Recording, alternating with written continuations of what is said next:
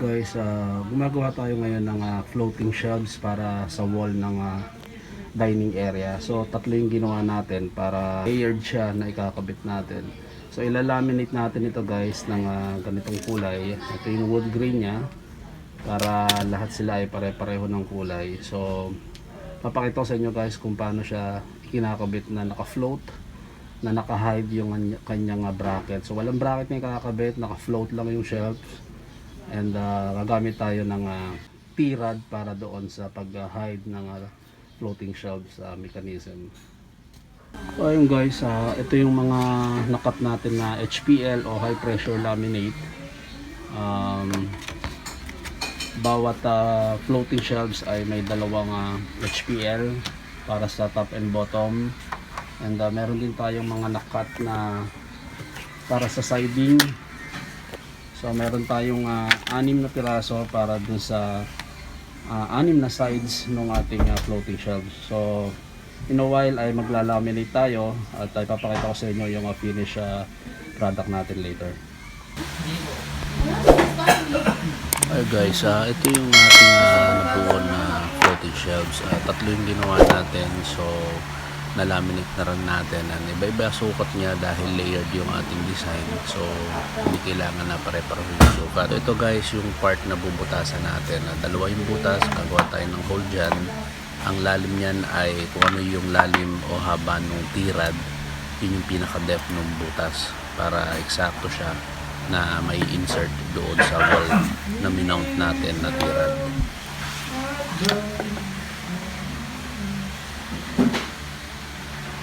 Hi guys, ito yung ginawa nating improvise na gagawin nating holder doon sa ating floating shelf. So improvise ito dahil gumawa tayo ng flat bar at saka yung round bar na bakal para maging T ang itsura niya. And may binutas tayo para sa screw para pag minount natin sa wall ay insert na lang natin yung ating floating shelves. So ngayon guys ay i-grind natin at lalagyan natin ito ng countersink, yung pinakabutas para hindi masyadong nakalabas yung screw head.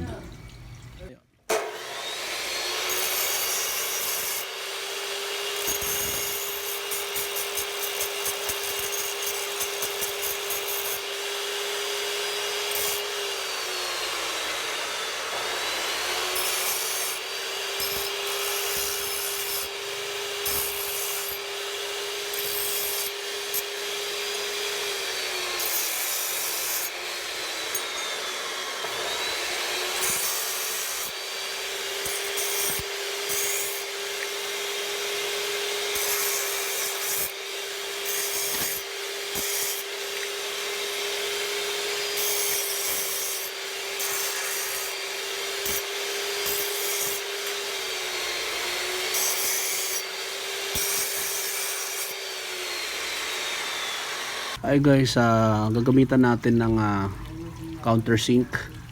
Itong countersink para yung head ng screw ay naka-insert dito at naka-flash dito sa flat na ito. So nakatago yung screw. So try natin gamitan ng countersink. Close up mo. Yun, dito mo.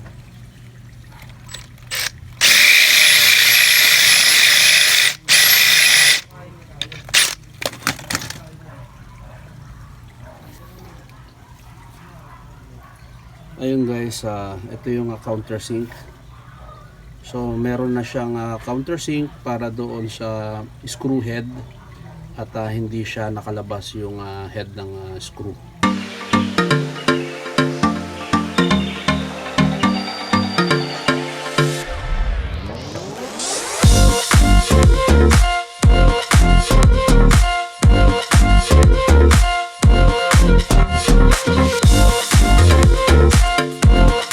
Guys, tapos na tayo magkabit ng floating shelves na walang L bracket na makikita doon sa bottom ng shelves. So naka-hide siya, nice and clean. So ayun guys, I hope may natutunan ka muli sa ating video na ito. And kung nag-enjoy ka, don't forget to subscribe and hit the bell button for you to get notified on my next video. So ayun guys, Happy New Year. Bye-bye.